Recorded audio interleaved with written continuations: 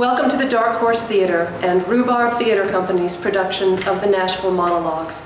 This is a collection of stories from Music City, gathered over the last few months, that center on stories of bias, discrimination, intolerance, and yes, tolerance. Rhubarb Theater Company has honored tolerance and diversity since our creation 6.5 or 7 years ago. And this Halloween season, we wanted to look at something frightening. So we looked at the dark side of diversity issues. I hope you enjoy these stories, and for more information, you can reach us at rhubarbnashville@gmail.com.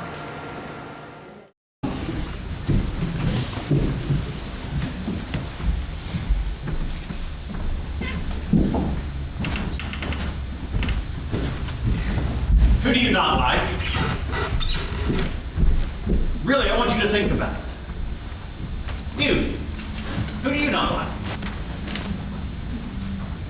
You're about to hear stories from different types of people. How they deal with each other, how they treat each other, what they think of each other. Some of it's ugly, hard. Some of it you may have felt yourself, with shame or not with shame. We're talking about bias here, folks. Discrimination, judgment, unfairness, all the isms. Now, are we about to glorify these isms by examining them here with you tonight? Hell no. This is just thinking, poking, considering, reflecting, whatever you want to call it. Pondering, that's a good way to put it, pondering some stories of bias from our city. Are we saying our city has more stories, more bias than other cities? Have we brought you here to diss Nashville, call it out and criticize it as a bad place? No, I happen to love Nashville. We all do. That's why these stories mean so much. These stories come from Nashville because we come from Nashville. We are Nashville. We're telling them to you because you're Nashville too. Bias is a nasty infection. And we've all got it. Nothing special about us in that regard. It's in every city and in all of us to some degree, and you can either ignore it or you can look at it. Everybody's washing hands these days to avoid the flu. Why not put in a little time examining how we contract and spread bias? Now, like I said, the bias in these stories, the unfairness, is some ugly stuff. It's the ghosts and monsters that don't just come out at Halloween. These devils aren't always hidden under a mask either. Sometimes they are. Sometimes they're fearless and blatant in the full light of day. Other times you have to search the shadows. Listen for the rustle of leaves. Check back over your shoulder. The scariest place of all for these soul rotters to hide is inside you. Keep watch tonight when you leave here, and the days that follow. If you see a specter of evil in your life, in yourself, look it right in the face, stare it down, and banish it. So I'll ask you again, who do you not like? Is what you feel based on some difference between them? People are different, no big deal. Sometimes opposites even attract. Sometimes likeness attracts more. We're all similar in several ways, though. For one, we're all a little bit judgmental. We all think we're better than somebody. Who do you not like? Well, I don't know if there's anyone. Oh, come on. What about you? Who do you not like? I try to treat people the way I want to be treated. Sure you do. And we've got a saint here, folks. That's great. That's a good one. I do. Now, look, all right, I'm not asking what you try to do. I'm asking who you don't like. I don't like dumb people. I don't have such a problem with dumb people, but I don't like people who won't think. You mean who won't try to figure things out? Who try to get other people to do things for them. Yeah, who plead unable, but who really just don't try. Oh, I don't like fat people. Okay, that is harsh. Why? It's true. I bet you don't like fat people either. Hey, you have no idea who I like and who I don't like. What's wrong with fat people? They're lazy. And how do you know that? What, do you know every fat person know them all. You know one, you know them all. Oh, that's ridiculous. Is it? Who do you not like? You don't like rich people. You think they're all snots. Entitled snots. I've heard you say it. I don't like entitled snobs. I don't either, but not all rich people are entitled snots. Yeah. What about foreigners? Do you like foreigners? Well, I don't mind, like, professors or foreign businessmen. I just don't want a bunch of worthless immigrants coming over here taking American jobs. Uh-huh. So you're okay with paying the chancellor of a university or the administrator in a major corporation or the symphony $300,000 a year for a talented foreigner, but you don't want the father of a family of 6 to make minimum wage for the Department of Sanitation because a guy born in America deserves that job more? You know, if they have something cultured to offer, that's different. I hate people who won't recycle. There. People who ridiculously and blatantly throw recyclables in the trash can. I hate them. Fuckers. Stupid fuckers! Yeah. It is pretty ridiculous. Sometimes there's not a recycling bin. Then take me home with you! I'm just saying we can come together. Let's be real here. We all judge someone as lesser than us. Let's be real here. Keep this honesty going. On the count of 3, let's all say who we don't like out loud. Who we judge as lesser than us. Who I judge is lesser than me. Yeah. 1, 2, 3.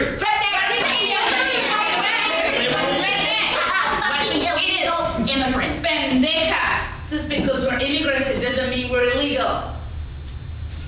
Who do I judge as lesser than me? You.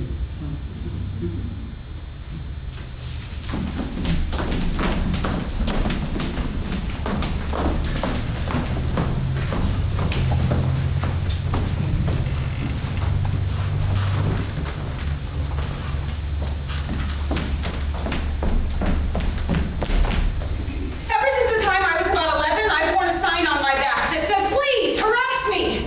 If you are a flasher, stalker, grabber, rapist, or any other kind of sexual deviant, please know where I am. If you see me reading a book in the park, sit down on the bench right next to me and begin stroking yourself. If you see me tanning at a public pool, stare at my crotch and breasts until I am forced to get up and leave. In a crowded bus, press against me from behind and call me hysterical when I protest. And, by all means, in an empty subway car, lift your newspaper and show me your penis! Thank you.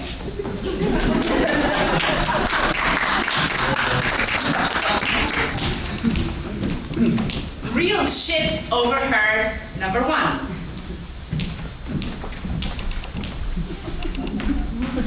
So I'm in the Matco one day and it's hot, fucking crazy into July, summer hot outside.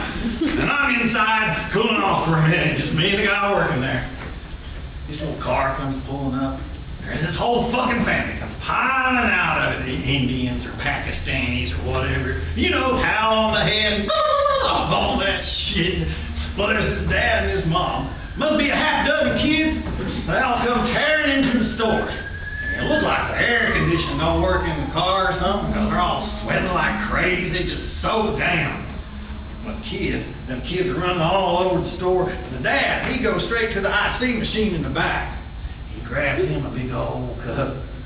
And he fills that thing up and he sucks down hard on it. And I guess he got that brain freeze going or something because he scrunches up his face like this. And he's going like this and shaking his head like he got bees in there or something. Very bad, very bad. You know how they talk. He's shaking that head back and forth and going like that. Very bad, like it's going to explode on him or something. Man, I looked over at the counter.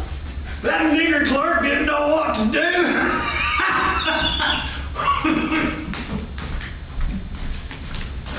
Real shit overheard, number 2.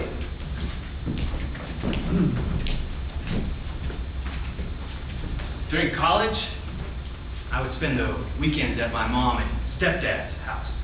Not spend the weekends there for fun, but go there to work every available shift I could get at my job so I could have money during the week at school. One day, I pulled into the driveway and walked out to the shop where my stepdad was gathered with his buddies. I was wearing a baseball cap, turned around backwards in what must have been a pretty outrageous fashion for a white southerner at the time. As I approached them, he looked over and yelled out, "Damn, son, why you got your hat on like a nigger?"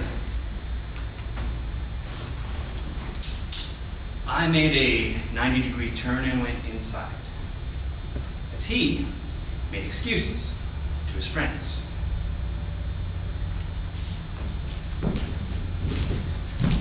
Real shit over her. Number 3.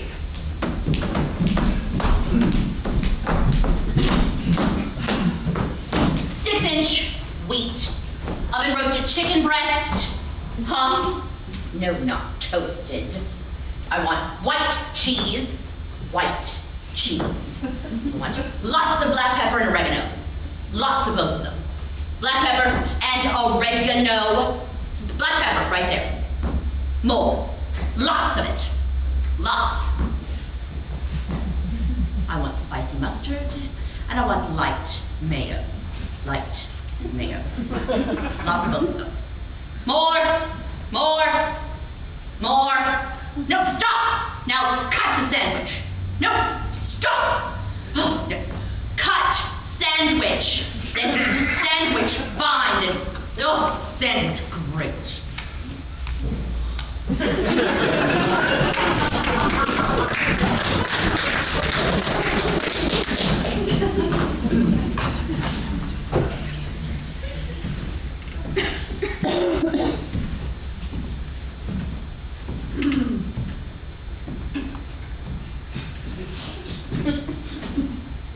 What does hate taste like? Bitter? Like afternoon coffee that's been on the burner since dawn? Tangy tart like a blood orange? Iron rich? Metal? Like blood itself? Does it sting like salt on a mouth sore? Blister your lips like a raw chili chewed whole?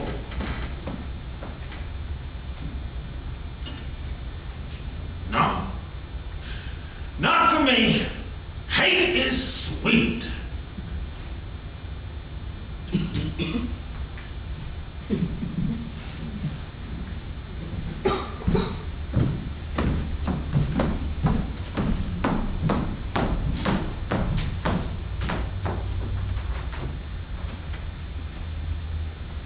In April 2001, after seeing the play Into the Woods and having a premonition about a knife, which I didn't realize was one until later, a friend and fellow GLBT Community Center leader and I went around to the local gay and lesbian bars, putting flyers on cars for an upcoming fundraising event. As midnight that Saturday night approached, so did our final club. Being a little tired and in what we thought was a safe place, I let my guard down. We decided to split up in order to cover the entire parking lot in half the time. So he went right and I went left. When we had entered the parking lot, I had noticed a woman leaning against the side of the building, but I didn't think twice about it. As I went from each car, placing a flyer on each windshield, I noticed that she was kind of following me, but not doing it in an entirely obvious way. As I got to the furthest point of the parking lot, and as soon as the final patrons had rounded the corner and were out of sight, she made her move. Yeah, at first, it was just innocent conversation. What kind of club is this? Would I be welcome here? What are you doing? What does your flyer say?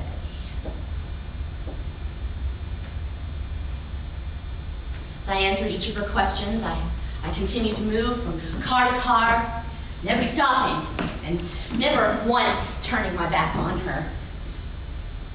She asked me for a flyer, and when I held one toward her, she pulled a knife from her jacket pocket. Immediately, I began to scream. I did everything I could to fight her off. I don't think I was winning, but for whatever reason, she stopped. She stopped and ran towards the street after cutting me several times. Maybe it was my incessant screaming. Maybe she saw the cameras in the parking lot. Maybe it was my guardian angel. I will never know why, but she stopped. She stopped and turned and ran towards the street. I began to run after her, certainly not to catch her, but trying to find help. Unfortunately, she did not understand that, and she pulled the knife on me again. I begged her to stop. I begged her to go, to leave, to get out of there. I begged her to go. She ran towards the street, and I ran around the corner of the building where I found people. Some friends, some strangers. I didn't care who at that point. I just knew that I was safe. I made it to the door of the club where I had lost a lot of blood. But my adrenaline kept me going, I guess. The friend that I had gone to the club with found me, and along with the doorman, they started first aid. He was in med school at the time. Can you believe that? They called 911 and put me in the back of an ambulance. My blood pressure had gotten dangerously low. They took me to the hospital where they found that I was cut 5 times. Once on the top of my head, once on my cheek, once on the side of my head, right above my ear, once on my thumb, and once across my neck. If the knife had gone any deeper there, I most certainly would have bled out and lost my life in the parking lot of that club. After several conversations with the police and looking at lots of mugshots, I was never able to positively identify my attacker.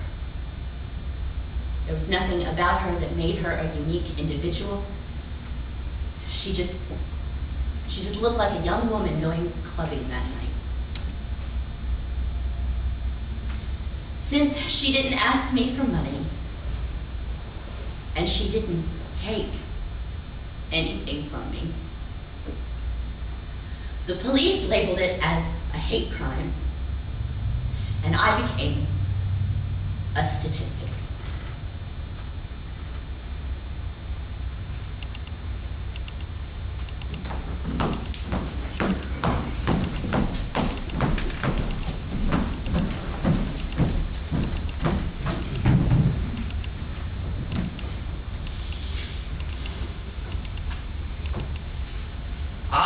I'm a straight guy in theater. That's right, a minority to be mocked and denigrated at every opportunity. You'd think I'd be in heaven, right? All the women, no competition from other dudes, a worth among the sheep. Oh. Yeah, not so much. Well, I mean, sure, sometimes, but only with the weak ones, not the ones you dream about. Turns out, women are actually in theater to, do theater. It's not like how they go to the gym where they're really just looking to meet guys. Here, it's art. They want to do art. And you know who they love? Fuck, get this. They love gay guys who do art, who sing and move well and have great presence. I don't stand a chance. It's like I'm the enemy or something. I mean, They will change clothes down to nothing in a room full of queers. They bond with gay guys who have killer voices and tailored shirts and unearthly quads and great presents. I'm screwed. Actually, I'm not screwed. And that's the problem. I mean, I have a good voice. I am a straight guy who broke into theater, for fuck's sake. Of course I have a good voice. I can sing, and I like girls. Dancing is harder, but I can move. It's just not enough, though. How can I shine in a theater full of shiny men? Theater people. I'm telling you, they are a different species. I mean, what do theater chicks want? Listen, they're not like regular girls. Not at all. Even the stuff that guys have learned about regular women doesn't apply to theater chicks. I mean, regular girls want you to pick up the tab, change the oil in their car, help them carry stuff, explain politics. Yeah, I'm sorry, some girls do. Others don't realize politics exists. Theater chicks want... shit, I don't know. Reality? Could theater chicks possibly want reality? I mean, wouldn't that be the greatest irony there is? I'm not sure what they want. I'm really not. But I think theater chicks might want the rarest type of guy that there is.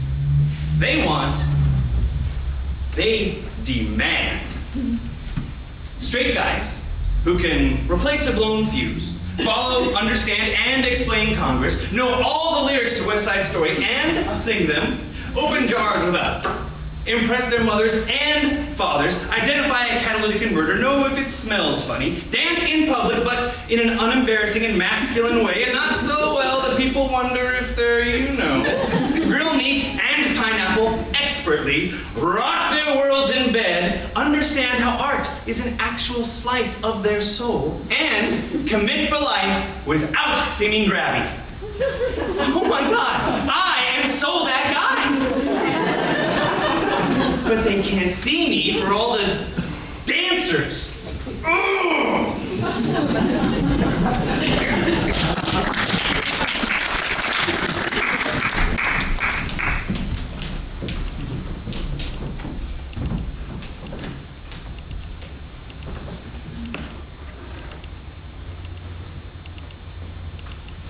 On the biggest lily pad in the pond, a fat, belligerent frog bellows his root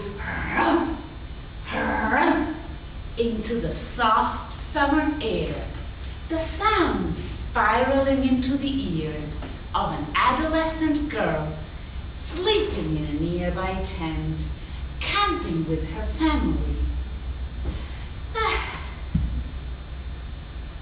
Something in her brain cells changes ever so slightly as a result of that terrible tune, so that when she grows up, she sees in every prince a toad.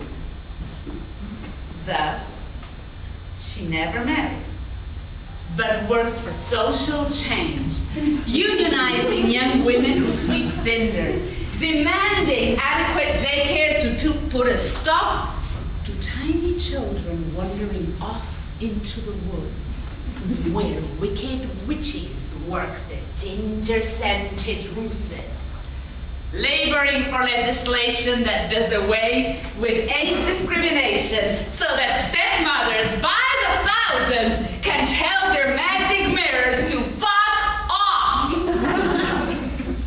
Helping everyone live as well as can be expected with the economy in a recession. Because life, after all, ain't no fairy tale.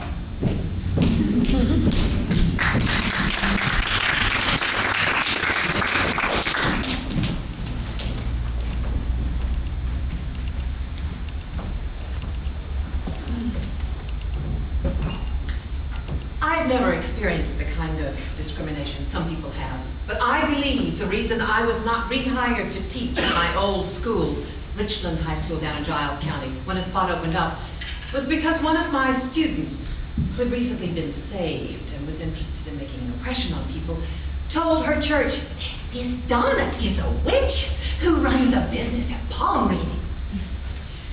A lot of people believed it because there was, at the time, a woman who had opened a fortune-telling and spiritual advisor business west of town, and her name was Sister Donna. I will also say, ironically, some people believed it was me and didn't mind at all, but a lot of people believed it completely and thought it was satanic. A teacher friend told me people were talking about it at school, even claiming there were pictures. I thought maybe I had a twin. So I went to meet Sister Donna. Didn't look anything alike. She was also Romanian and spoke with an accent. To top it all off, townspeople remembered an interview I'd done with the local paper in 1982 about my ancestor, Susanna Martin, who was one of the first 5 convicted and hanged for witchcraft in Salem, Massachusetts in 1692. Of course, they didn't remember it was my ancestor, just that it was about me and had to do with witchcraft. I wanted and needed that teaching job, so I asked the principal point blank, a man who had never given me anything but good evaluations over the years, mind you. I asked him if there was a reason he would not rehire me for this new position. He said it was the fact that I was Sister Donna, the witch. I couldn't believe my ears. I wish I could have recorded that conversation. That child's remark and my principal's belief in what the child said changed the course of my life forever. I moved home to Nashville at the urgings of my mother. She was sure my life was in danger. Disheartened and hurt more than afraid, I came back here. In 1988, I ran into that child, my former student, no longer a child, of course, and I asked her why she told everyone I was Sister Donna the Witch. Very unconcerned and flip, she said, "Because I thought you were." She thought. No proof. She thought.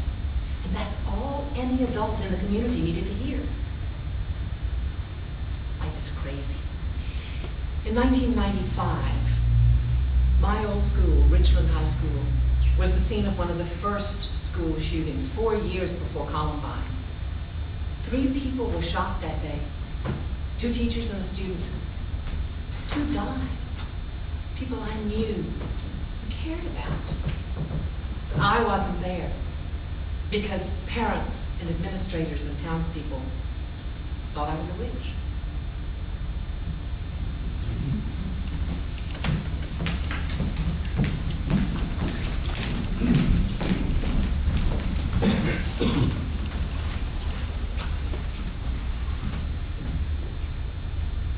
Hell yeah, it's my fault.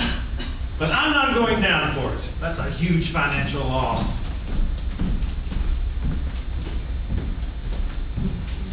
Let's just fire that fucker. Say it's his fault, that he was negligent or dishonest. What's he gonna do? Contest it? Please, he's just a warehouse schmuck. Who cares? Who's gonna take his word over mine?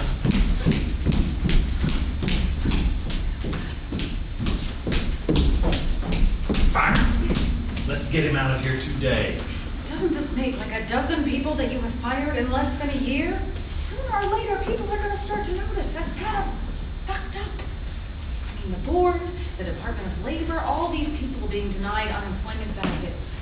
Are they going to start to wonder if you're not the one at fault instead of all these employees? Not if you back me up.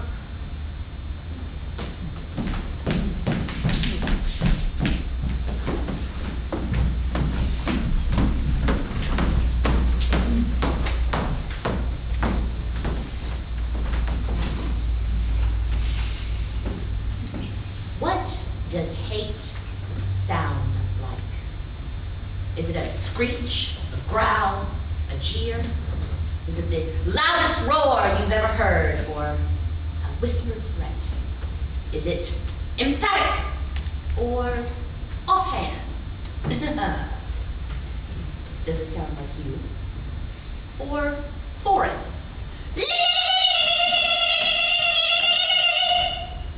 An interloper to this good world we have here? Or is hate universal, a common language we use without need for translation. How about you? Do you speak hate?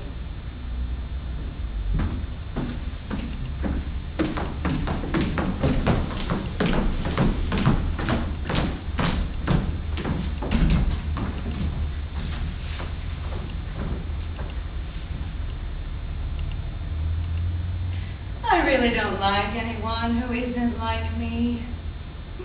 You know, my race, my religion, my upbringing, my language. Fit like me. Pretty, you know, attractive. People need to take care of themselves and have some self-respect if they are worth anything. I mean, like fat people. Come on. If you are ugly, that is one thing. You can only do so much to fix that. But fat, now that is your own fault. Lazy, stinky, really. Who wants to be around that? And I don't have to either.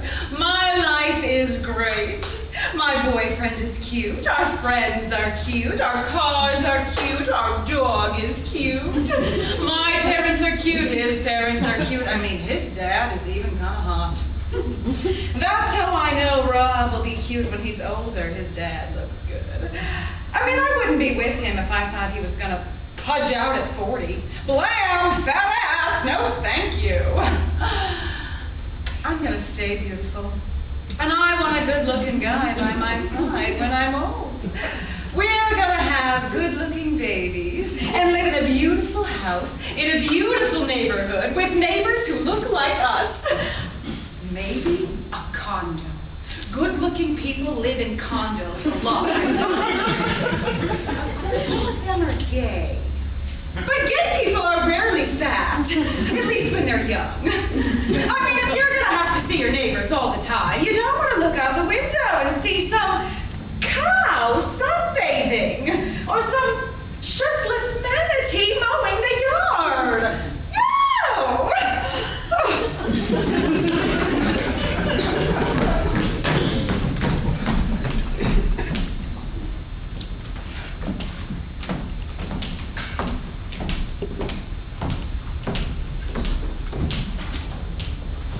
I was at the bank. It was my lunch hour. It was 1995. I was standing in line and I was next, and the customer in front of me finished, and the teller looked at me as if to say, "Come on up to the window." And it was like she fell out of the sky. This woman came out of nowhere, just went in front of me. I was still shocked that she had cut in line, and she turned around, she had mail in her hand, and she said, "Don't you touch me, you nigger. You nigger, you nigger." She had that mail right up in my face, and she was waving it around and screaming at me, and I thought, oh, if she touches me, it will take the good Lord himself to pull me off her. And she touched my nose. And I just went. The next thing I knew, a guy who was in line nearby pulled me off of her. And all I could say was, did that really happen? Did you see that? Did you hear that? I was stunned. I couldn't believe it. She was gone. I didn't see her leave. There was a guy in line there too who worked with me at the Tennessee Inn, and he said, "I didn't see it and hear it, and I was gonna let you do what needed to be done." I was heartbroken, stunned, no memory of what I had done to her. I've thought a lot about it over the years, where did she come from? Why did she hate me? What did I do after she touched my nose? Was that me who fought that woman? Or was it the strength of thousands of people who had wanted to respond in that way throughout history, but were unable to? She assaulted me, a stranger. She verbally assaulted me, she got in my face, she touched my nose, and I don't know if I beat her or what I said. I don't know what happened until the man intervened and I came back to myself.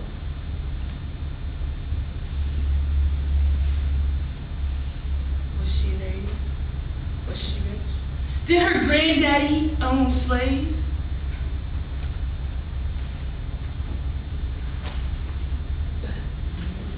You want to know, don't you? As if it could somehow make her actions reasonable. Would it change the hole that experience has left in my soul? No. I don't know how old she was. She was wearing jeans and a light top. She had long, stringy hair that was gray and black and white and glasses. She was skinny, small, maybe 5'3" or so. I was at the bank on my lunch hour. It was 1995. She was small.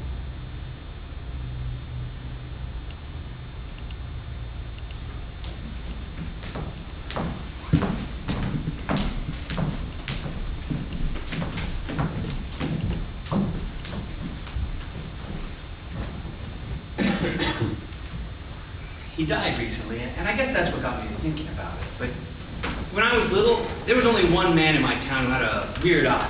He was a judge, really nice man, distinguished. And he had this one eye that was weird. It was hard to tell which one was weird, actually, but clearly they weren't the same as each other.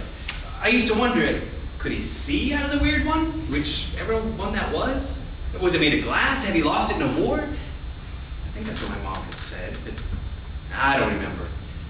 Back then, I didn't know anybody else with a weird eye. Well, I mean, there's Festus on TV, but he wasn't real. He was supposed to be funny, right? Now, I must know 25 people with a weird eye?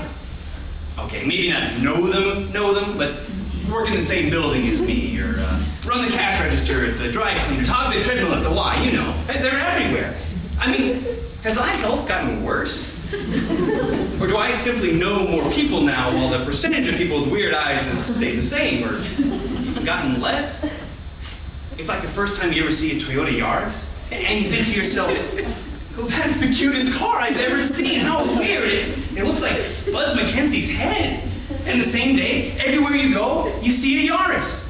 Your neighbor has a Yaris. Both neighbors have a Yaris. The assigned parking spot next to yours at work is a Yaris. During the news, every commercial is for a Yaris. The detective on your favorite TV show drives a Yaris in every episode. Ooh, or like when a word catches your attention because of its rarity.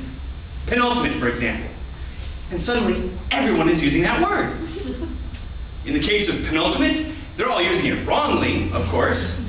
If for some reason people think penultimate means like extra ultimate, well, they think that if ultimate means fantastic, which it doesn't, penultimate must mean better than fantastic. It doesn't. It means next to last.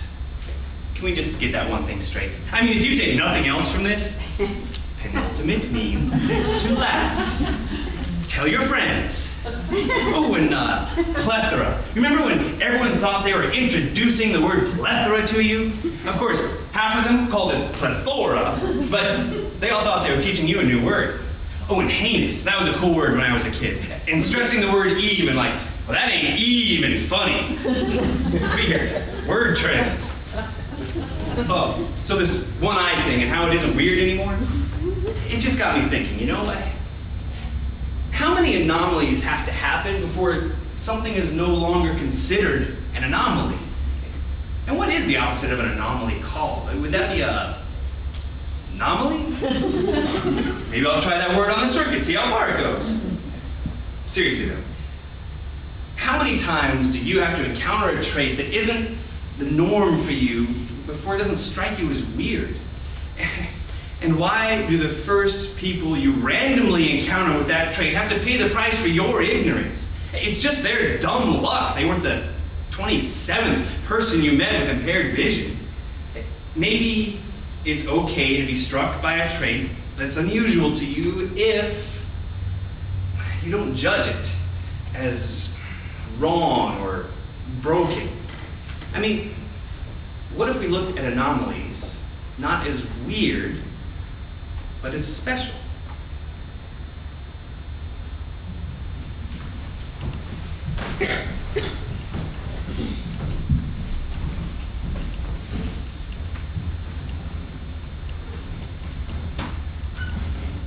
Juro lealtad a la bandera de los Estados Unidos de América y a la república que representa. Una nación bajo Dios, indivisible, with liberty and justice for all.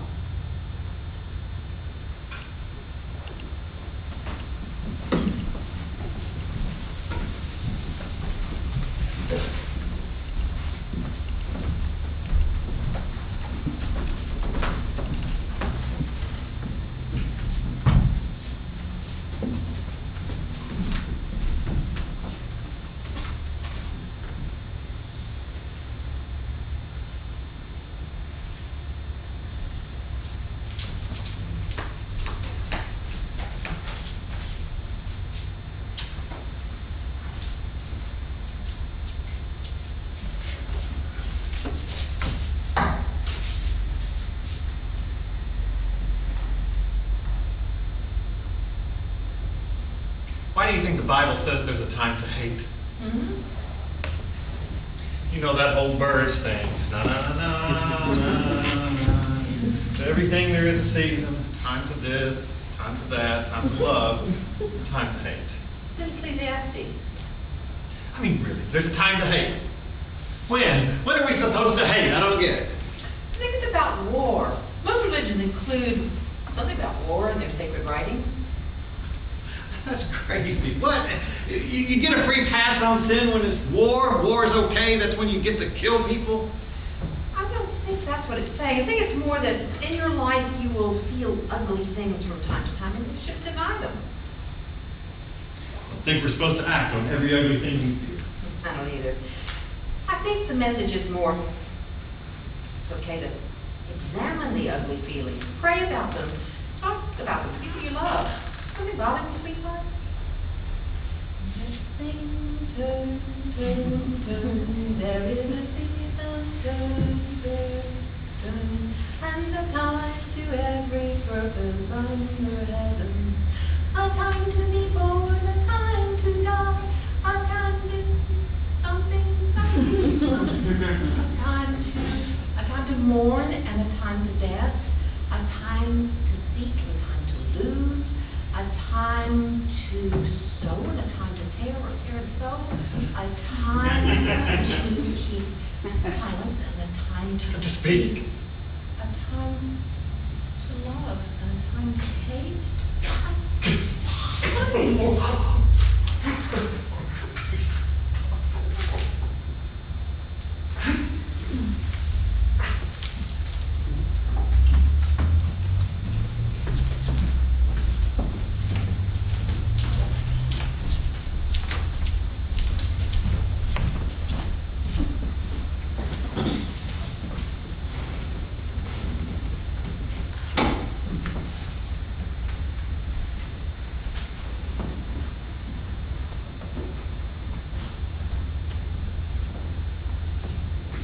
Yeah, I'm a black guy.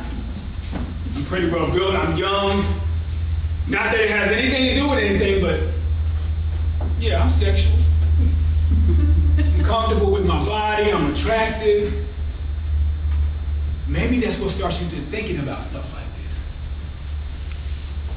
Doesn't mean I'm gonna rape you or treat you like some tasty white meat tidbit or disrespect you in the least.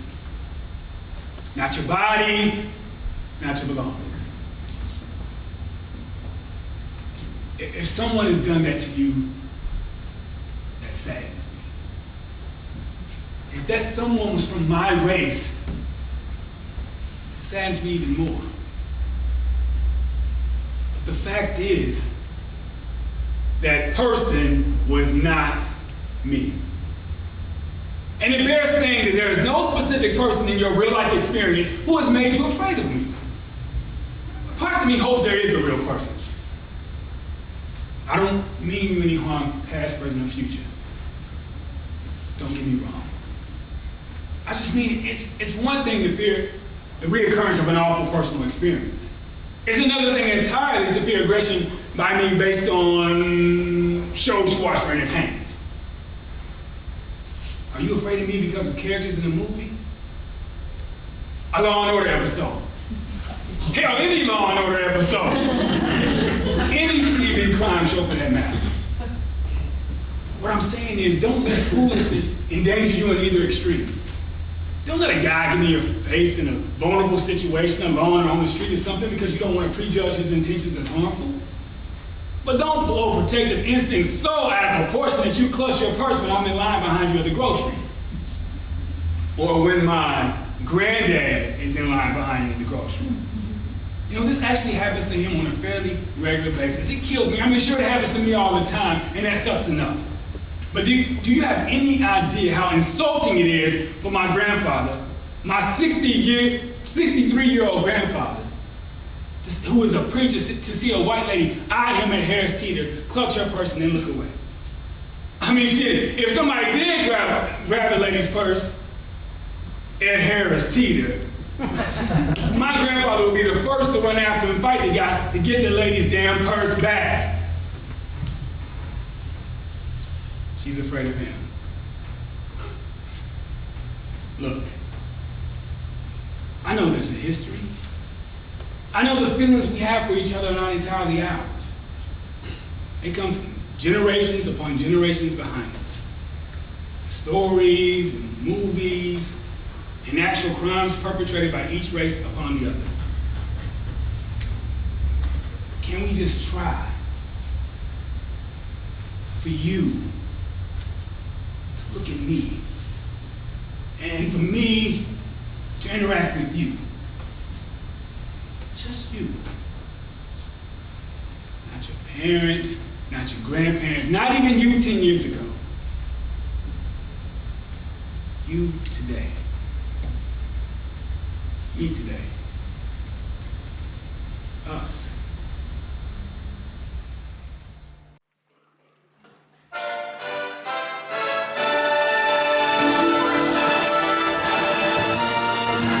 Today in the news. People work to deny other people basic rights. People who don't like each other fussed about the same old issues. Crime happened. The police came. It's okay now. In the arts, people performed. Celebrities were there. Yay! In sports, people watched other people hit each other on fields and rinks. Fans spent a lot of money. It was fun. Yay! In health news, people are getting fatter. No change there. How about the weather, Mike? More of the same, Robin. I predict clear blue skies and crisp weather in Music City all week. Yay! Tune in tomorrow for more news and our special report on people going outside. Good night, Music City. And we hope your day is full of yay!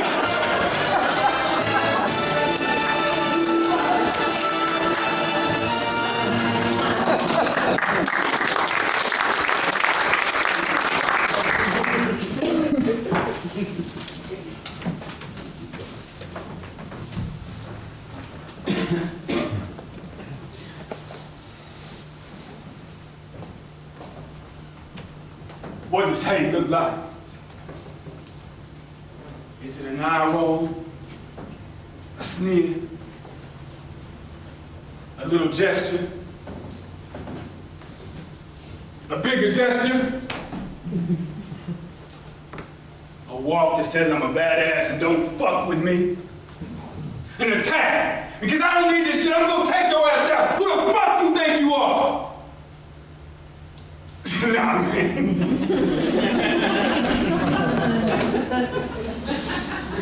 I mean, I wish hate looked like that. As obvious as Dick Cheney.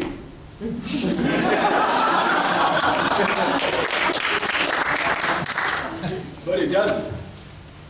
Hate is invisible, insipid, tiny but powerful. A sneaky little ninja motherfucker. And it's like he has this pass key that gets him in everywhere. Even when we think we locked up everything tight and protected what matters, and there's no way he can get in and fuck with us. I'm afraid he might be everywhere. hiding.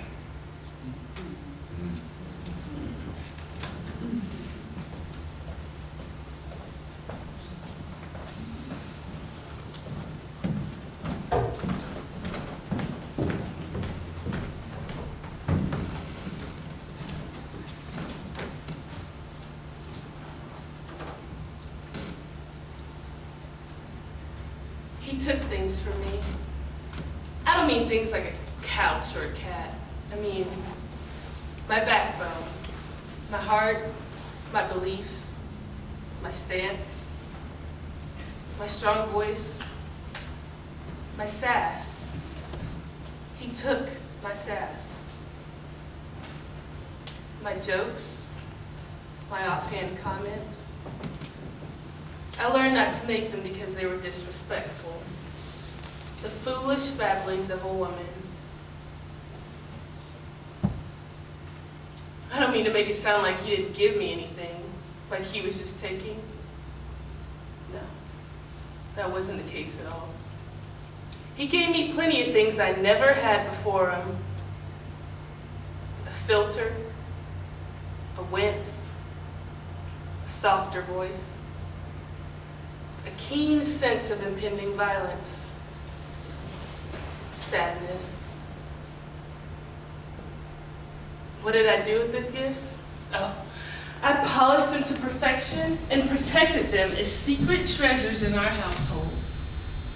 Then one day, kind of out of the blue, I gave them away without fear or even anger. It was weird and suddenly easy. I'd spent months doing everything to guard, acknowledge, and incorporate these gifts for fear of losing what we had. Then one day, I don't know, maybe he gave me another gift so similar to these I've already named, and I just had no value for any of them anymore. Did it leave me empty to walk away from my husband's gifts? Spineless, voiceless, filtered? Yeah, actually it did. But I hadn't anticipated that the emptiness felt better than the bitter love that it filled me. Who wants spoiled milk?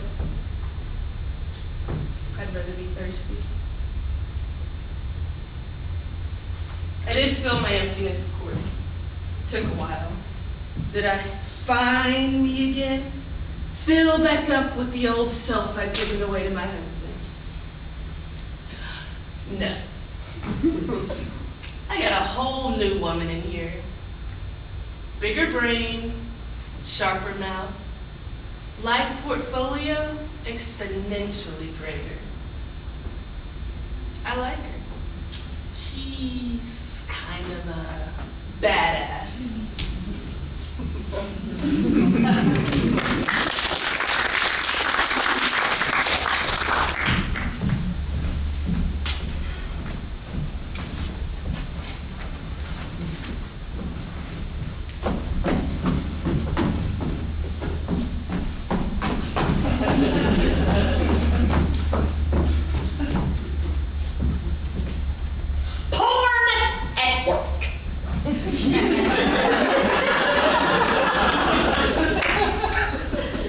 Can you believe that some people actually look at porn at work?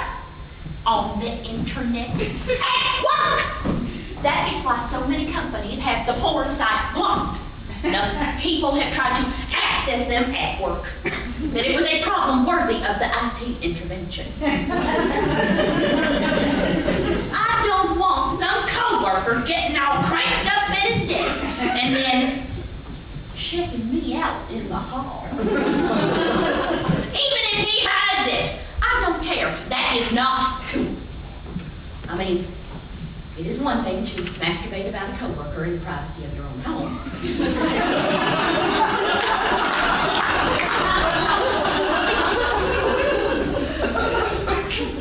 Getting all juiced up at work is another thing altogether.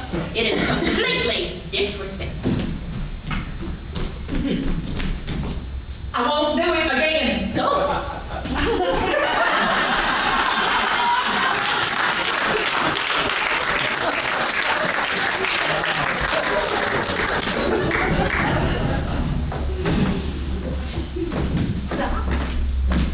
here.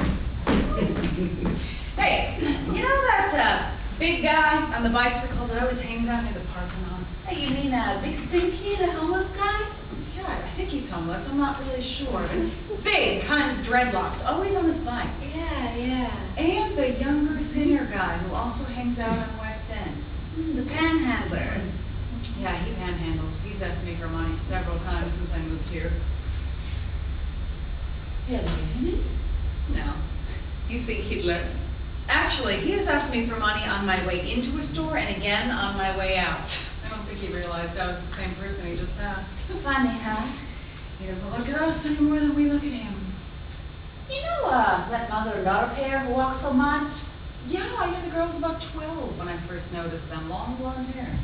Yeah, they wear those long dresses. I think it's a religious thing. Yeah. I haven't seen them in a while. Me neither. You know, I don't know I have the right to say I hope they're okay, but I hope they're okay. I know what you mean. I mean, I've never done anything to help them, not directly anyway. I pay my taxes and support some charities and stuff that might help them, but I've never just reached out and helped them person to person. Why not? I don't know.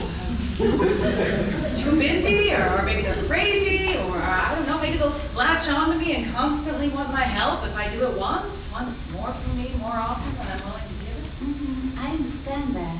When I help them with charity, they can't see me, they don't know where I live. I can kind of stay at arm's length by giving to an organization instead. I think it's not bad to give to an organization, but I understand what you're saying about not wanting to get tangled up with the people who actually have the need.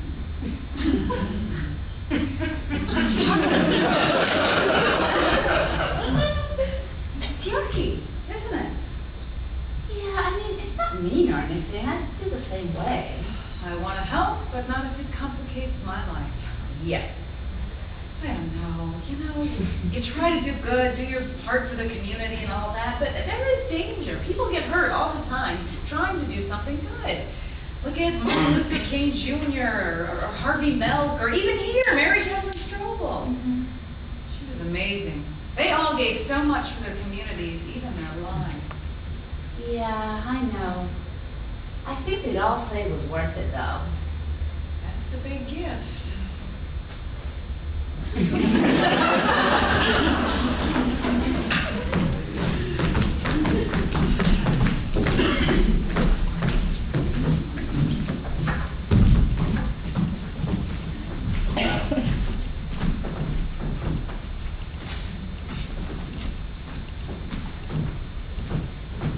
Back in the early 90s, when antidepressants were still new and weren't handed out like candy at Halloween, it was hard to get a doctor to prescribe them for you at all. Everyone was so secretive about them and only whispered about them behind closed doors. See, I have a history of depression, suicidal thoughts, and I was having a really down spell back in '92, working at the health clinic at Vanderbilt. One of my coworkers was a nurse practitioner. I was sharing with her how I was down, couldn't seem to snap out of it. She thought I needed to be on an antidepressant, but she couldn't prescribe one for me. So she suggested I go and speak to the director of our department, who was a doctor. Now, this woman was a nightmare. The kind who always had everything she wanted. Lived on Tyne Boulevard, drove a BMW, played tennis in her sleep. You know what I mean? And I was totally intimidated by her. Because as a boss, she'd always looked down on me anyway. And now I had to go and talk to her about something so personal, so scary. But I did it because I wanted to feel better. Thankfully, I don't dwell on that day anymore. I'll never forget it. Even thinking about it now, I can feel myself back in her office with the door shut out of embarrassment of what I had to talk to her about, nervously launching into why I was taking up her time. I explained how I was down, so down, couldn't get out of it, no energy, no joy, even though I always had a smile on my face, and how I even had dark thoughts about not wanting to mental pain anymore, just die. I explained that the nurse practitioner thought I should try this new drug, Zoloft, that could maybe help me with this, and that she'd suggested I come and talk to her and ask her what she thought my best course of action would be. She didn't say anything. She just looked at me for a few seconds, no expression on her face. Then she looked me straight in the eye and said, "Well, of course you're depressed, you're fat." That's it. That's all she said. And then she just sat there staring at me until I apologized for taking up her time and excused myself from her office.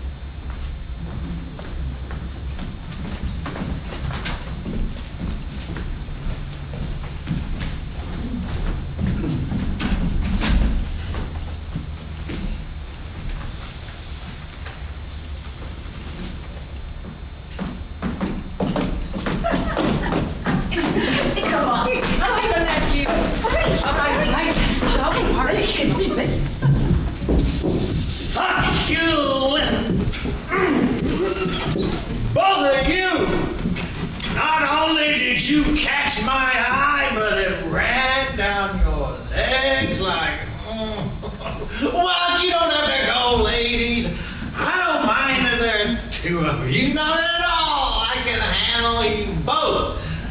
One of you can rest while the other one's busy. What are you, jealous of each other?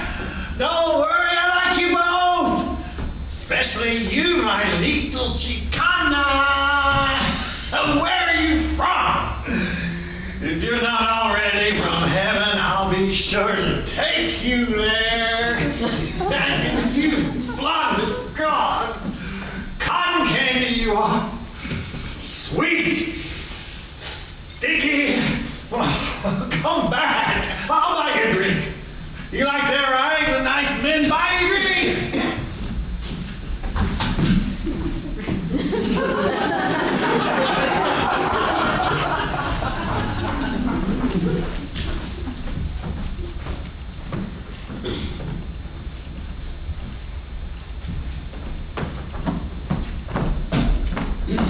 My whole life, I have had the same conversation over and over again when people find out that I am from Pulaski. My part of the conversation typically goes something like this. That's right, Pulaski. Uh-huh. No, actually not the home of, but the birthplace. It is an important distinction. The KKK is not in Pulaski anymore and hasn't been in my lifetime. Right, the birthplace. No, actually Pulaski rocks. It's a very open-minded place to be from, especially for a small southern town, and so forth and so on. Pulaski is great. It's a very clever place and a kind place, and I was raised by its inhabitants to be a very open-minded person. I don't know if that stems from the shame that the KKK started there, or if the people there are just cool and it's not a reaction to stigma. I don't know, but Pulaski rocks! Sure, yes, it is true. There is a big brass plaque on the original meeting place where the KKK was formed in 1865. It is on a building just off of our town square. At some point, it was sent to us by some national authority or historic organization saying that we had to mark the building as a historic landmark, National Registry of Historic Places and all that. Well, Pulaski took the plaque, thanks, and screwed it text side to the wall, leg side out. You think people from Pulaski are backwards? Turns out, not so much. But our sign sure is.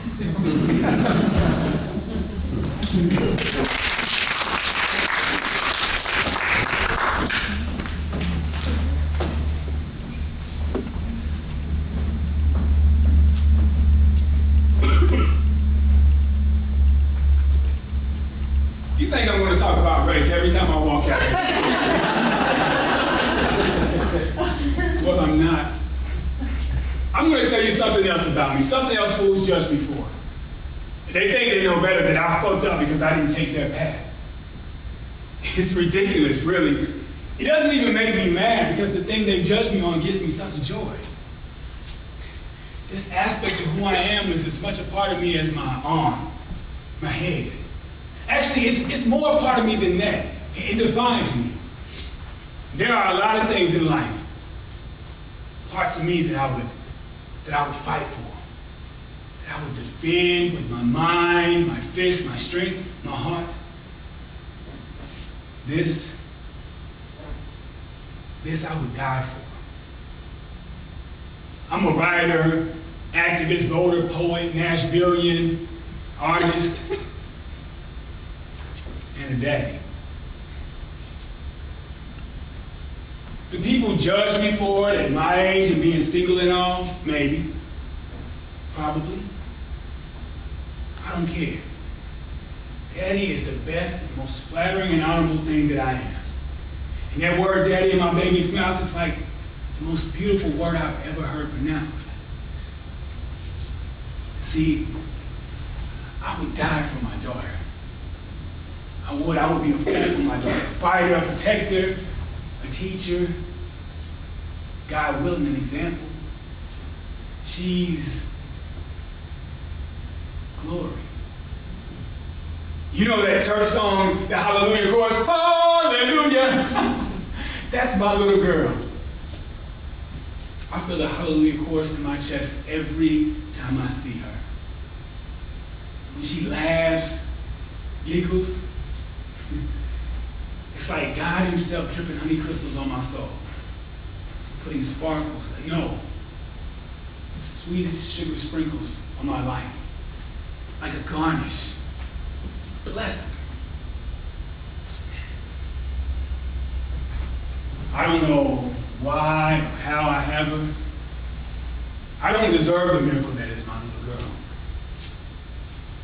But for some reason I do have her, and I study everything about her, looking for how I can protect her and help her, advance her.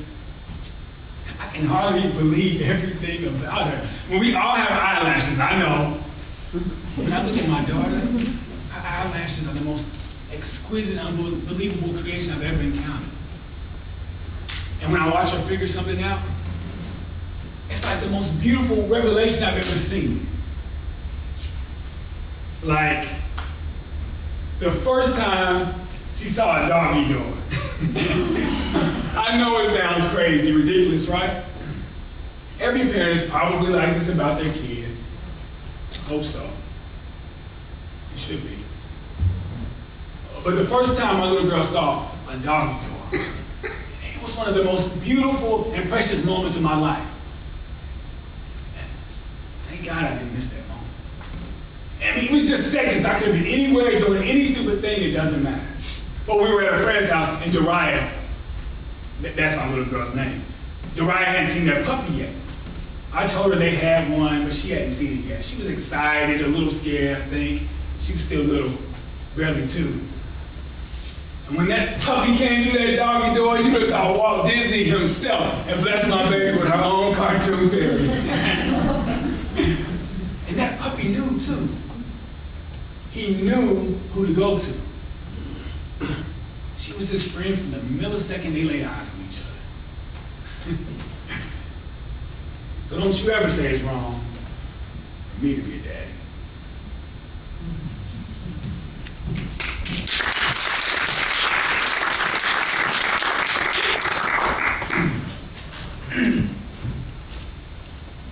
I wear a wedding ring because I'm married. I have pictures of kids on my desk because I have kids. So what? Big deal, huh? It's actually the most interesting combination of a big deal and not a big deal that I know of. My spouse is a woman. I spend a fair amount of time wondering if you know, if you'll care, if it'll be awkward when I tell you, if it'll hurt me professionally, if it'll hurt me socially. I didn't want my boss to know, or my coworkers, or my clients. I was afraid of how it would change things at work. I was afraid you might think I couldn't do my job anymore. And I love my job, you know? I need my job.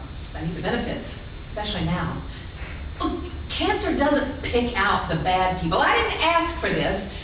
And now I'm afraid of what it'll do to my whole life, not just my body, when this gets out. your pity. At least, I don't think so. I want your support, I think.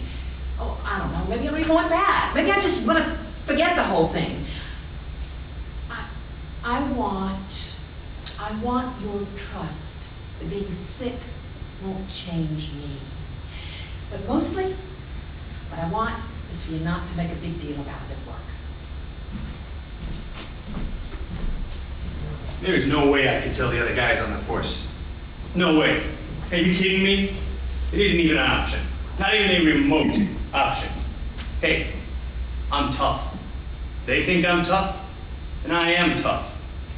I am an excellent cop. I'm a nationally recognized martial artist. I have trophies taller than you, and a reputation to uphold. There is no way I'm letting the other guys know I play D&D. No way. No way. D&D? You're kidding, right? You mean pretend elves and wizards and rolling 20-sided dice? I love the Hobbits D&D, Dungeons and Dragons D&D. Please. Shut up, dyke.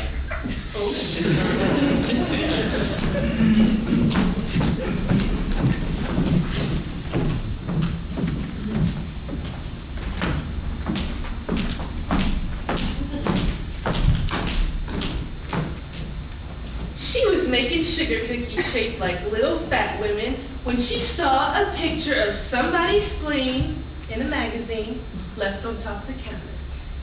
She put down the cookie cutters, rolled the dough into something like a loose fist, while she read that the spleen is the most ignored and misunderstood of all organs. In the next few days, she experimented. She made a few tonsils, whole platefuls of appendixes.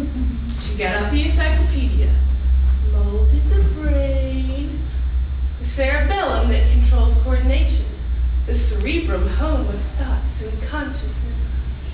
In just a few weeks, she was an expert on anatomy. Bones, muscles, tendons, kidneys, pituitary glands, gallbladders! When she got the heart out of the oven, the channels carrying blood away from the heart, the veins carrying blood back to the heart were perfectly formed. She walked into the other room, still feeling the beat, beat, beat.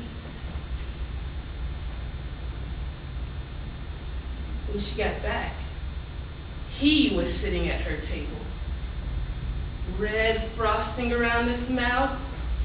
He had bitten into the atrium, chewed through the left ventricle, and just before his teeth chopped into the aorta, her knife plunged into his, largest of the arteries in the human body.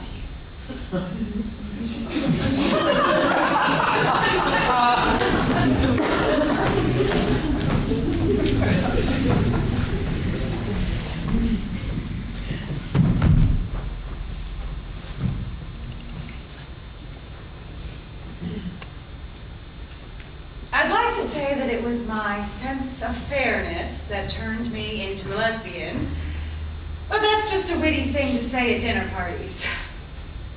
Actually, it was rage. Rage and fertility, I guess. You see, I come from fertile stock. My grandma got pregnant with my mom when she was 44. Not such a big deal now, but it was in 1930. Grandma got pregnant the first and only time she ever had sex, if you can believe that. The man later died in Auschwitz. Mom was a product of their encounter. I have 6 brothers and sisters. Could have been more, but Dad got Mom's tubes tied after my youngest brother was born. You notice that he solved the problem with surgery to her body and not his. She never forgave him. It wasn't long until I realized I continued the family fertility when I got pregnant from my first serious boyfriend, and I was paying attention too. I knew the risks and how to avoid them according to when I ovulated. At least I thought I did. I had tried and ultimately rejected the pill, which was a humongous, disgusting thing back then. Not at all like the fun little kid head of his now, filled with enough hormones to neuter a horse, made me fat and depressed and killed my libido. How is that for fair? The best way to safely satisfy my desires squelched it. Of course, his enjoyment wasn't affected at all. All the things that they made for women were like that, and the one thing that they made for men, rubbers, defeated the purpose for the man in that he couldn't feel a thing. Every boyfriend I ever had said that at one point or another. Well, we might as well not do it at all. And I was stupid. I believed them. Of course they would have done it anyway. Since the pill sucked and he rejected condoms, my first boyfriend and I were using the temperature method and only went all the way when I was on my period, which you would think was safe. Except, oh, guess what? By the way, you can't ovulate more than one time in a cycle, so congratulations! I didn't even love that guy. I was in lust with him, sure.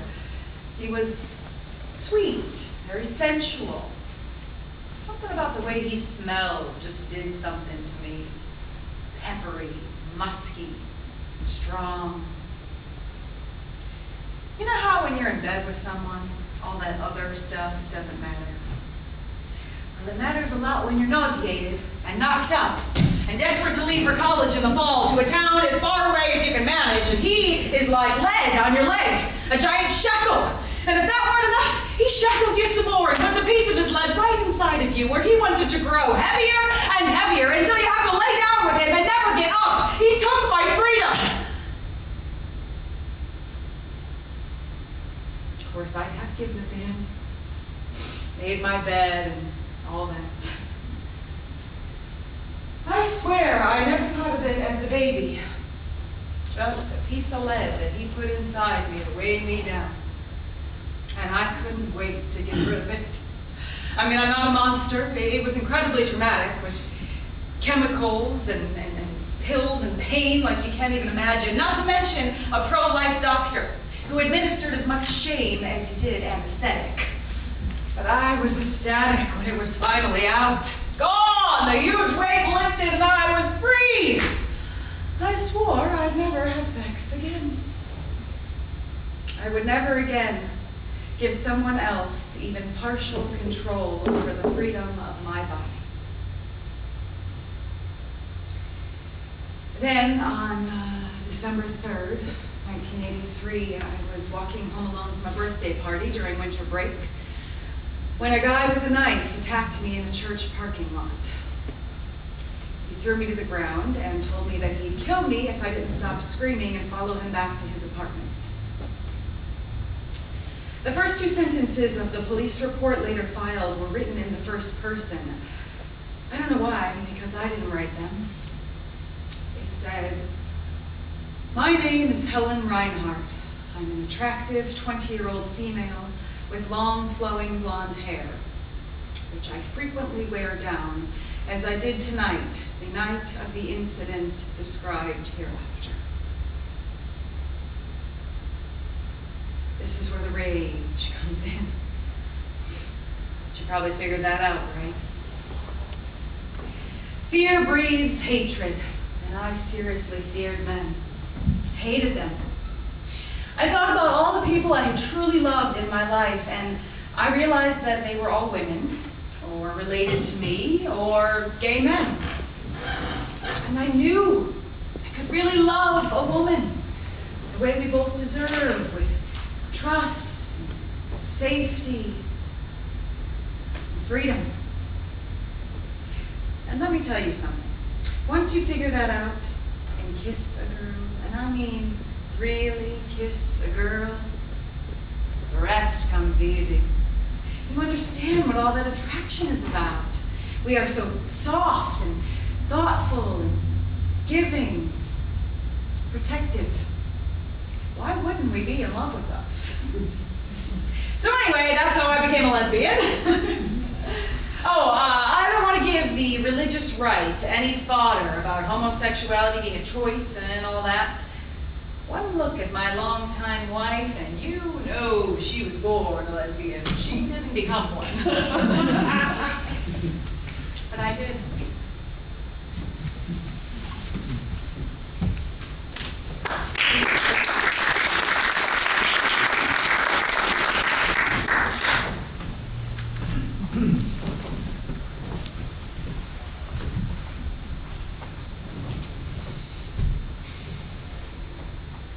What does hate smell like? Jock pee. On my dorm room door. Every Friday night for 4 years. Yeah. Pungent. Salty, sick. Definitely bodily. Yeah, hate smells like a dirty human, stale and rank from effort. A ripe armpit. A men's tennis shoe worn years without socks. Raw chicken packaging in the trash. Milk that is bumped out the carton. Hate is definitely organic. It may be the only organic produce that's cheap. It's cheap. Free, I guess. I mean, hate might cost us a lot in terms of humanity and government and emotions and souls and lawsuits and therapy and healthcare and vices, but hate is cheap as shit. And it smells like it.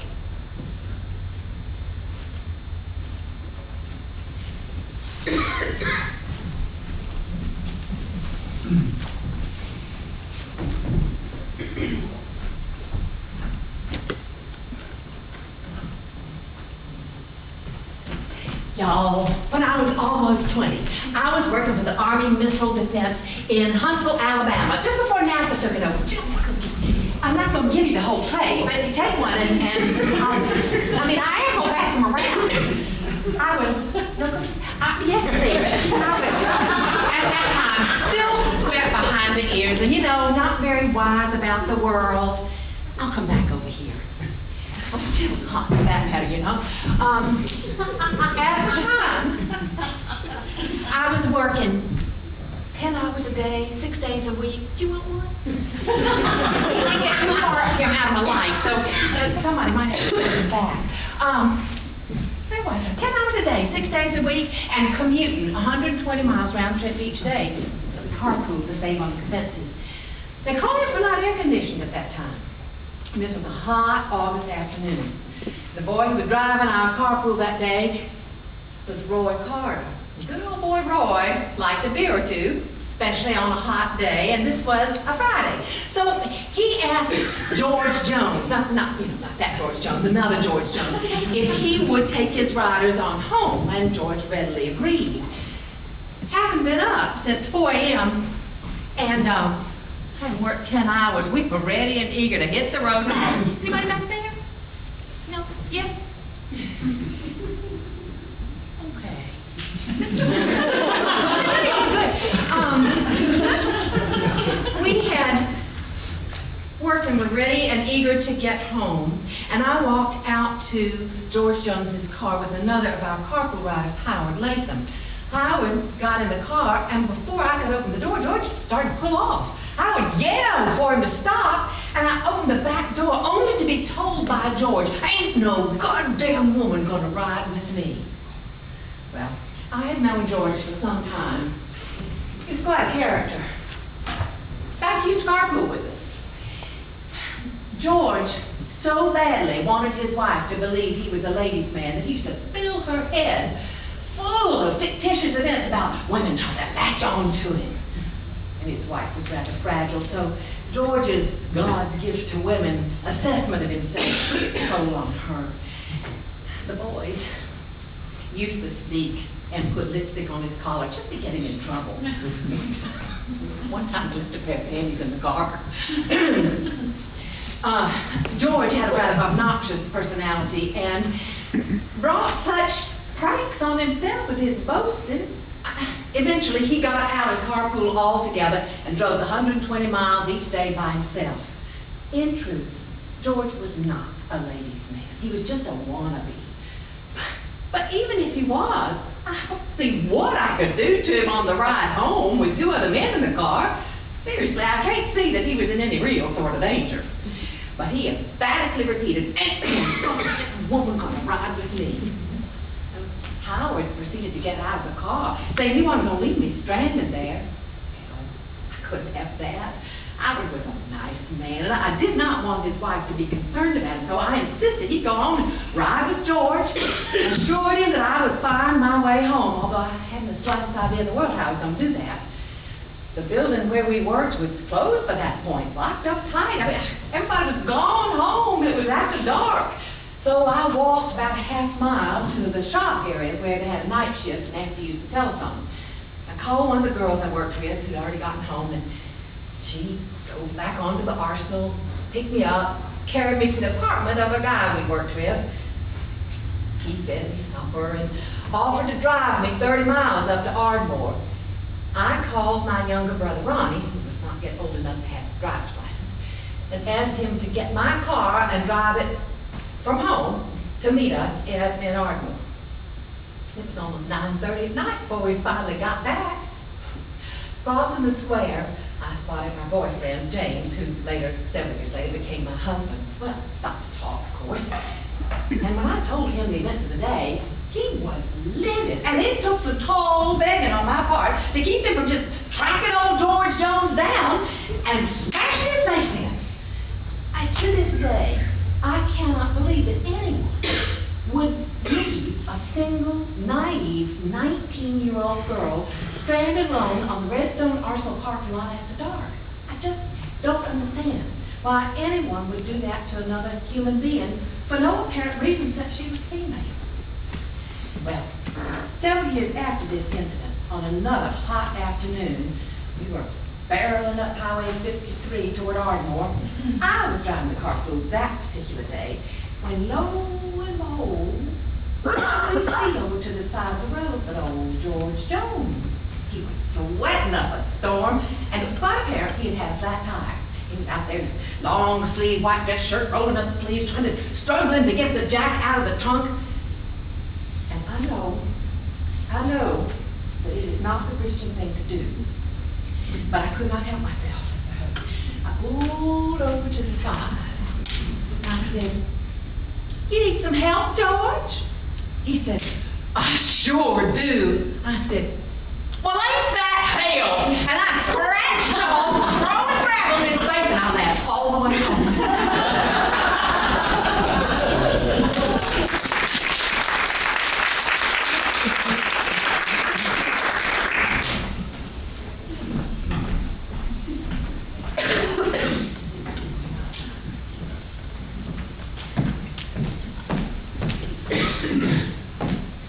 What does hate feel like? Like cellophane glassifying in a cat's stomach? Bile in your mouth? Pieces of vomit in your nose? A hot face? A burned heart? Like sandpaper on a breast? Could hate ever feel good? I don't know. Does it feel the same to the recipient as it does to the distributor? Is hate the deep, instant slash of a paper cut, a knee-jerk response, or an ulcer that my actions somehow caused inside of me? Cancer. Is hate cancer?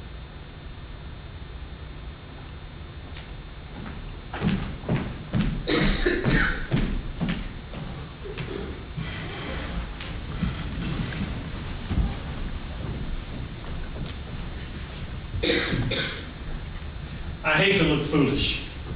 I mean, I hate it. I also hate to feel foolish. I hate to be misunderstood. I hate to be judged as privileged, biased, Republican, which I'm not. But even if I were, I don't want people making assumptions about me based, what, on my being white? Pretty well off, a businessman? Well, I'm not a Republican. I'm not a racist, at least I don't think I am. I don't mean to be. I try to make good decisions for myself, my family, my business. I try to treat people fairly. I try to treat women fairly and with respect. Sure, I open doors and carry the heavy things and even pull out a chair for a woman every once in a while, at least for my wife and my mother.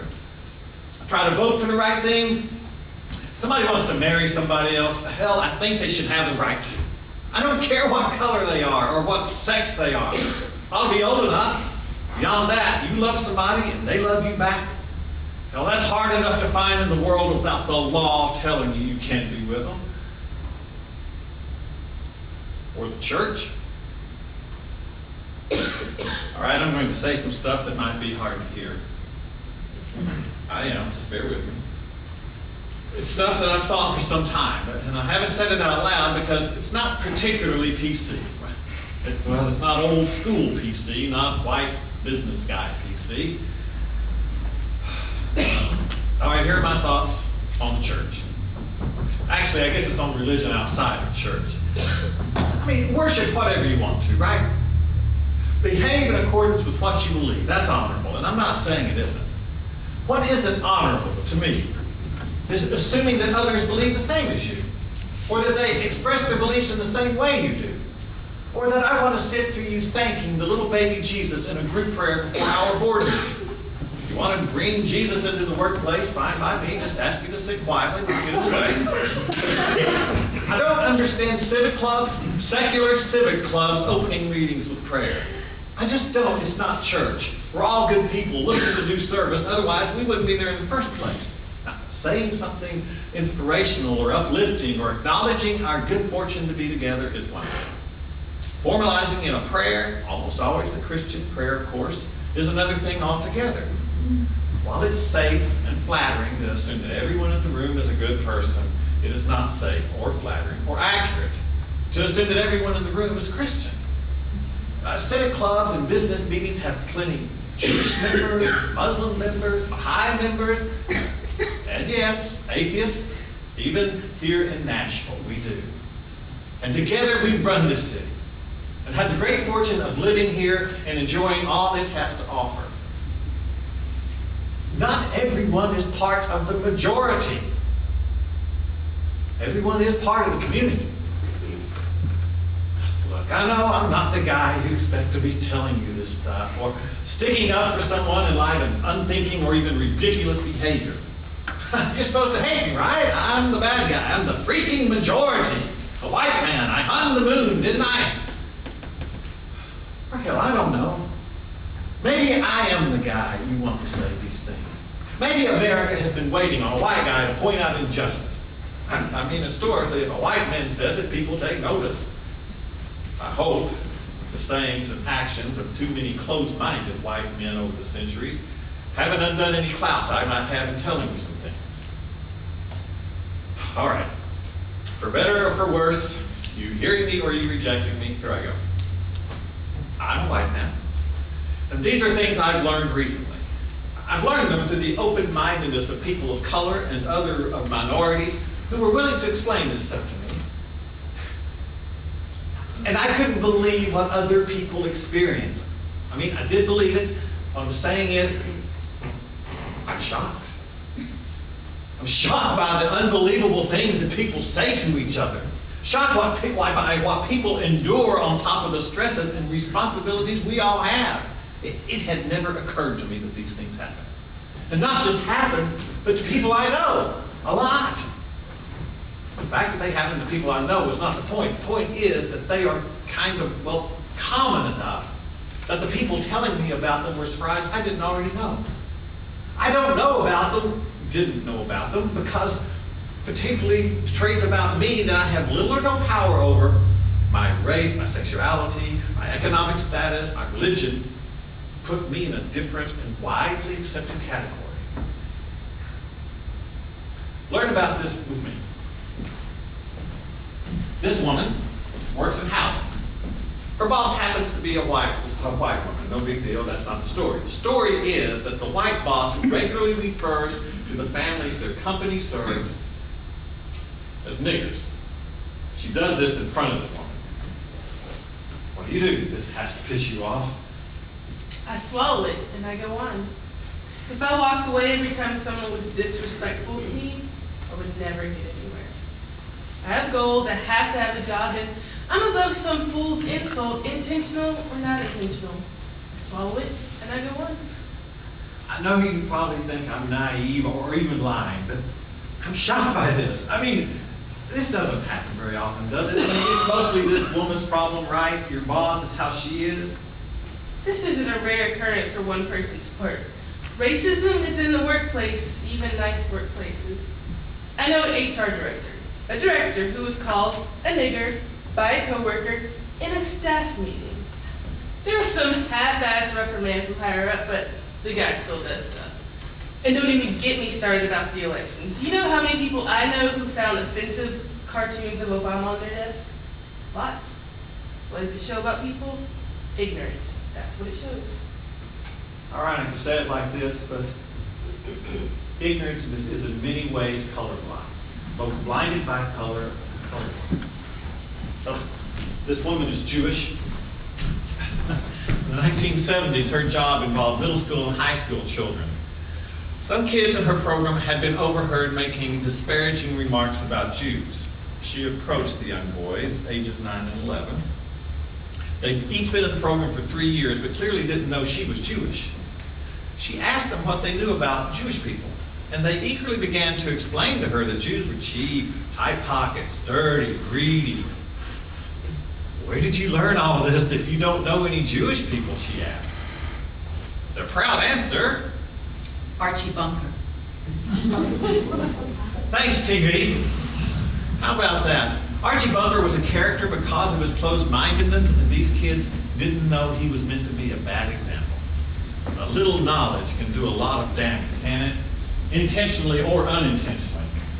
This one I actually heard with my own ears. I was at Opry Mills. You may have noticed that a lot of the vendors that have those booths in the main halls are from somewhere else. I thought maybe they were Arabic. But the other day, I got sort of a snapshot conversation in the time it took me to walk into and out of earshot. A friendly and obviously good-intentioned good old boy was chatting with a vendor, genuinely interested in the foreigner situation, eager to display his knowledge of the world, not an ounce of malice in this man's intention, as he exclaimed excitedly, No kidding. You're from Israel? Hey, Shalom. That means Jesus, right? Okay. Hold up. After all this talking and thinking, telling stories from Nashville, pondering what you said, to sum it all up, you're really saying there are two types of people in the world. Fat and skinny. Smart enough. straight and facts. Ugly and pretty. Ugly, straight, and pretty fat. The fearful and the feared. The believers and the heathens. Conservatives and liberals. Slackers and overachievers. Offense and defense. Tall and short. What about average? Average and unaverage. Above average and below average. Messy and tidy. Kind and unkind. Educated and uneducated. The honky and the chonky. I think you need to include people who are good at math and people who suck at math. Like you, dude. There are a whole lot more than two types of people here. And we haven't even begun to cover all the different kinds of people that make up Nashville. Man, is that what you've gotten from all this? No, not what any of you just said. Although the honky and the tonky thing did make me laugh. Oh, come on, y'all. There are two types of people in the world. Those who respect differences and people who don't. Oh, people who smile and people who scowl. People who trust and people who don't. Those who seek to belittle. And those who heal the damaged done. Some people are sulfur and others are sugarcane. There are those who hinder and those who help. Those who seek collaboration and those who bring divisiveness. Those who look down on differences And and those who admire them. Honor them. learn from them. Embrace different cultures. Now you're getting it. This city is mine. Yeah, I like that. Nashville belongs to me. And you.